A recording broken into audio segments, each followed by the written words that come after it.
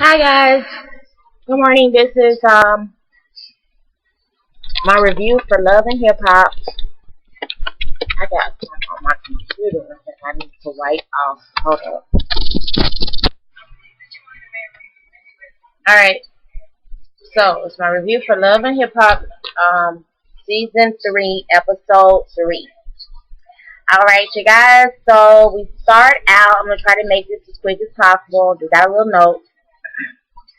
Alright, so we start out with Stevie J and Jocelyn sitting at the restaurant talking, and he's telling us about this is appreciation dinner for Jocelyn, and because she's been the great girl to him, and he just wants to show her his appreciation, and also he has to sit down and talk to her about something that she might not be too happy about.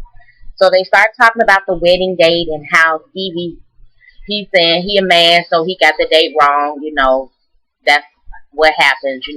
That's how men do sometimes. So we're gonna let that pass because he did get the date wrong. Remember last week. Um,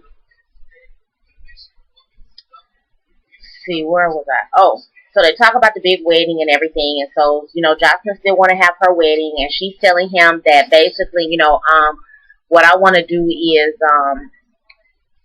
he was telling her that we need to get the business side squared away first, and then we can definitely have the big wedding that you want to have. So she was just like, you're right. We got to get our money up, so they're gonna go ahead and they got to plan the big wedding, so they're gonna go ahead and just work, make the business stronger so that the wedding doesn't hurt the business. Okay. So then we go ahead and he brings up the Don chick from the last season who was booking the jobs for Jocelyn and everything. And he was just like, she can't, Jocelyn was just like, all this, she can't work with the bitch no more. So she needs to be fired. She hasn't been booking her any shows, so what does she need her for? So Stevie was just like, okay, well, yeah, they'll fire her then. She was like, well, I don't want to talk to the bitch.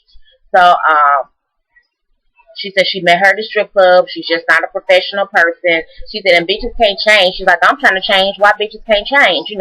So she don't see why the girl is so unprofessional, but she don't want to work with her no more. So Jocelyn said she changed her number and she can't reach her. So, for any kind of job. So she don't want to talk to her at all. Period. So Jocelyn was like telling Stephen that, well, you can fire her because I don't feel like finding the bitch. She's like, I don't talk to the bitch. I don't like the bitch, and the bitch is dead in my book. So she is done with done. Carly Red is launching some kind of makeup line called Sins and Forgiveness, or something like that. And it's at the kiosk in the mall. It's not in the store yet. So she's in at the kiosk in the mall, and she's doing a little lunch for it, whatever.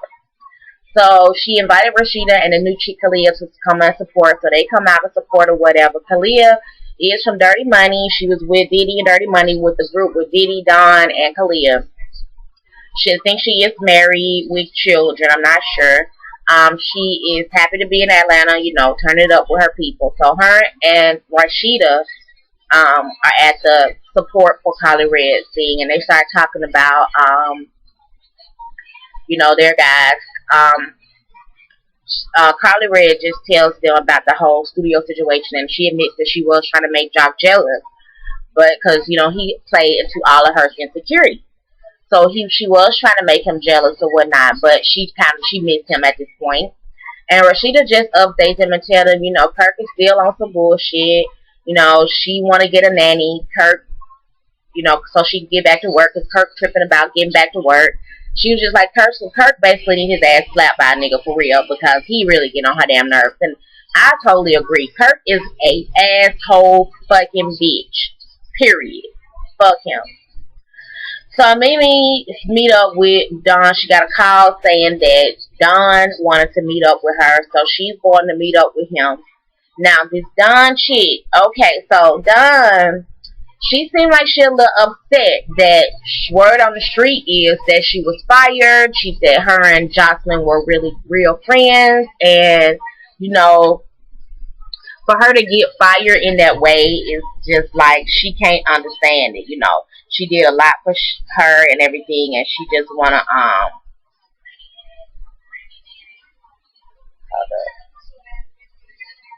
Yeah, so she did a lot for her, and she just can't believe that she's treating her like this, I'm assuming.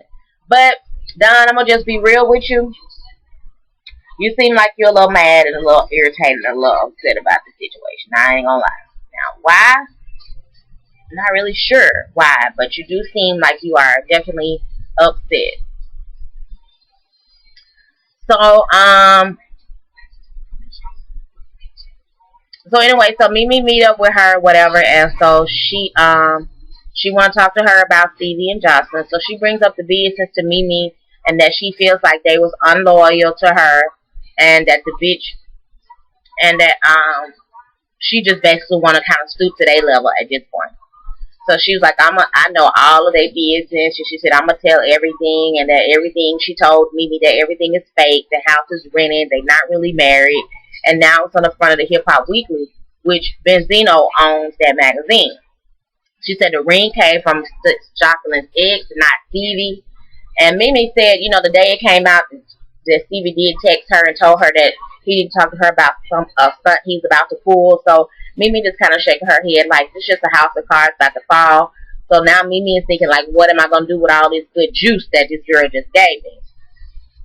Scrappy come in an emergency call. Bam called and he didn't know what was going on. He get there and then she said that she had something to tell him. So come to find out, Bam had a miscarriage.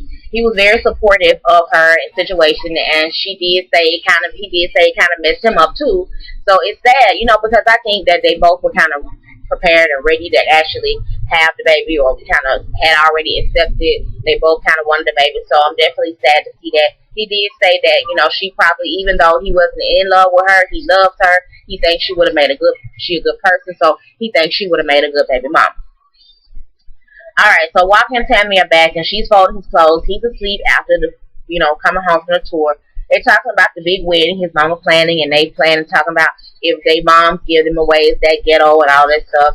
So they're gonna go back to they make a really cute couple. I actually like the portrayal of Waka Flocka. I've never really seen him talking or being himself. So I do like the portrayal of him, and I like him and Tammy's relationship. Kirk and Zeno are at the bar playing pool, so Kirk's so-called favorite spot. Zeno tells Stevie J about the DNA test and that it was done and it came back his baby and everything. So Zeno hoping that Kirk will just start back loving on Rashida, going back home and make everything right. But Kirk say every time they take one step forward, the cabin or the lake house bring him 2 steps back. Which I can understand because you was wilding that night. You really were. And it's something that's, not just going to erase from her brain like that. Because if she was doing the same thing, you wouldn't even be there right now. Niggas can't handle that kind of shit. Like, and y'all act like this the end of the motherfucking world if some shit like that happened to you. But a female can deal. Y'all, you would have been left her. Trust me. You would have been left her. She wouldn't have been able to get any opportunities if she had done that same shit to you on national TV. And you know it. Anyway, so Jasmine and Wild Boxing walked up, and she all happy with Kirk, and they all hug, and like they just really the best of great friends. She too happy to see Kirk, actually, if you ask me. And obviously, they've been flirting or whatnot. Cause she's going, cause he know all her business. She going to school. She did that and other. She got aspirations. So he thinks she a sweet girl. And so he, thinking about asking this shit to be the nanny. He feel like, that will be his gift to Rashida. So she can get back to work. Kirk don't think. Like, he's stupid. He don't think. He got friends here that's telling him the logic in the situation, and he's still being stupid. Like, I don't understand Kirk. Kirk is an idiot. So, what was that? So, yeah, so you get back to Rashida get back to work. So, they tell him it's a bad idea, Kirk talking about, tell her about the job anyway.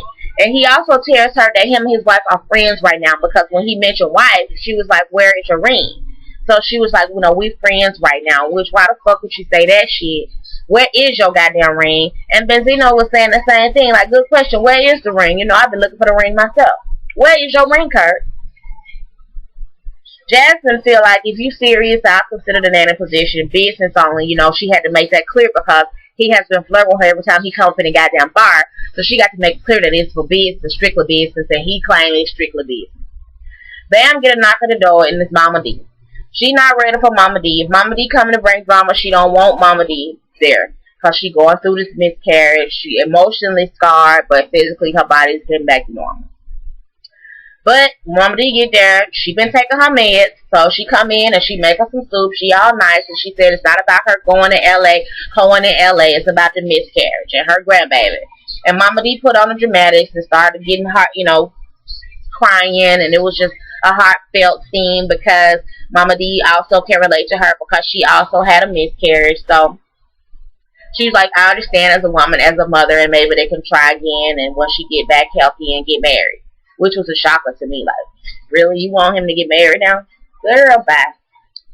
Stevie and Zeno go to lunch, and then Zeno offers Stevie J part of the magazine because the cover they did, with the whole marriage situation made a lot of great sales. So he offered him this option, and Stevie accepted. Carly meet up with Jock, and he's still upset about her trying to throw him, about the whole studio situation. So she's trying to get him back and win him back, so she starts seducing him in the restaurant. Jock said Carly know his weaknesses, so he gonna give her another chance. Boom. Since Jocelyn didn't have the balls to come and fire this girl, Dawn, Stevie J meet up with Dawn, and Stevie is here to basically fire her. But she like, you can't fire me because I got a bunch of documents showing that y'all fraudulent. So she didn't want to hug him, and she talking about about saying I know. She said, like, I know you probably mad. She was like, mad for what? But in my opinion, Don, you seem like you mad. Because first of all, if this girl hired you for her booking, and she's no longer needing you or calling you for her booking, she changed her number, that means you fired. I understand that it's not a professional way to be fired, but from my understanding, Jocelyn says you're not professional any damn way. And from what it looked like, you ain't professional. Because why the fuck you think you can't get fired, first of all? Why? You didn't bring out, you got all these documents about what they rented and who did what for who, but you don't have a contract that says, I am employed by you up until this day. So, what are you saying? She was like, she throwing bank receipts talking about, you can't fire me because, I know I get my money out the top. And she throwing bank receipts like money, and she's saying that Jocelyn signed for Jocelyn old place. She didn't have the credit for it. She got Stevie's like, she got 4 closets. She got a closet full of Forever 21. She said Jocelyn used her Neiman Marcus card to shop with. They ride in a rented Bentley, a rented Benz, and a rental house. And she said the marriage is fake. She said the text message that she got a copy of saying Jocelyn knew it was a fake article in a Hip Hop Weekly about the marriage. Stevie took that piece of paper and folded that up. The rest of that shit he left on the ground. Now, obviously, that's of some importance. She's trying to talk about Stevie not making hits no more. She like, you could never fire me. I get my money off the top, all that stuff. So she walks off and leaves, telling him next time you come for me, come correct.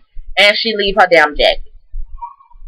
Tammy, Walker, and Deb are home talking about the wedding. Tammy and Deb get emotional because, Tammy was like, she never really had family and they never really got along when she came down here. And so now she's just happy that they're actually getting along and being a happy family. And this is what she always wanted because she always felt like she didn't have anybody.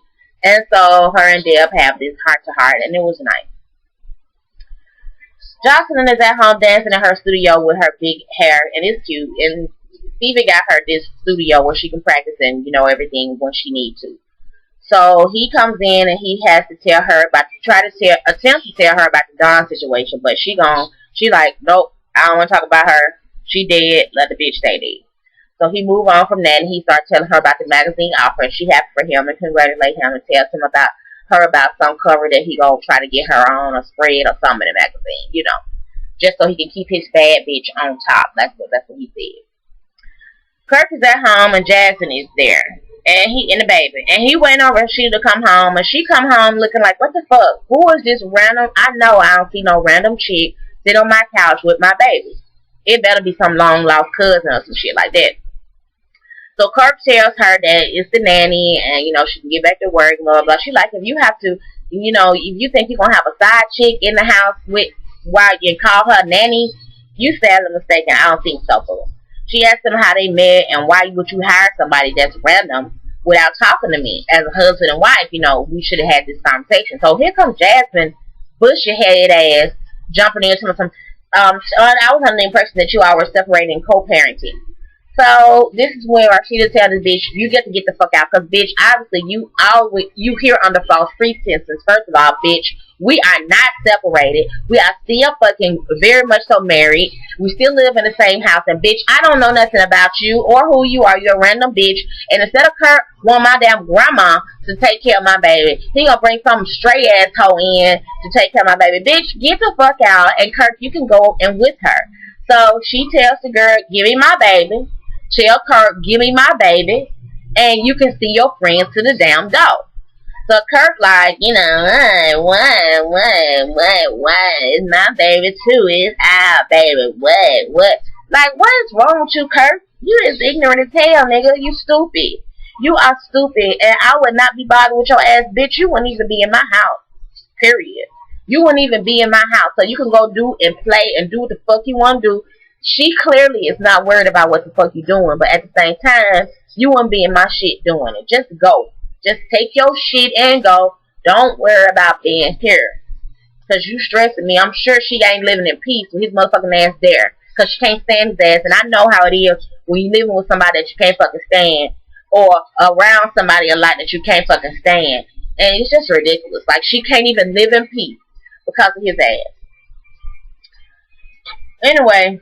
So, Carly and Jock head out to see this new house, and they get there, and the real estate agent is there, and that's the chick, Kadia. And, you know, Carly is already on 10 with this girl, on alert with this girl, because she got her hand in every kind of business that he got going on. So they walk to the house. Carly realized that this is the same chick. Aren't you the chick that drove us to Alabama? Aren't you the chick? Aren't you the tax preparer? Aren't you the stylist?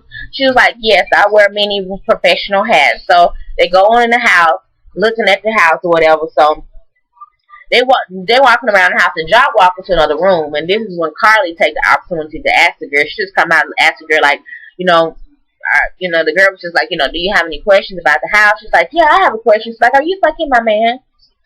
So the girl was like, do you mean, are we having sexual relations? Is that what you're asking? She was like, look, Monica Lewinsky, are you fucking my man? I just want to know, are you fucking my man? She was like, because my man get around. She's like, and I know my man get around, and I know you do too. So she was just like, the only man I'm getting around with is yours. She's like, yes, I'm sleeping with him every single night. And this is when the fight break out. Carly hit her with the purse. The fight break out. Security come in. Jock, I guess he run in at some point, and then the show go off. So yeah, that's what happened on Love and Hip Hop, y'all. Now it's getting real good, and I can't stand Kurt. Like, Kurt, I'm gonna beat your ass. Like, you need to beat you. I can't stand you. And this darn bitch, you seem real pressed and mad, bitch. If you got paper and you got clients, move on. Like, obviously, Stevie and Jocelyn was really making the big bucks for you, because you pissed off that this girl done changed her number and that she ain't fucking with you no more. You mad about that now. Let's keep it real. Anyway, thank you guys so much for watching. Rate, comment, subscribe, like, comment, subscribe. And I'll be back for Bad Girls Club.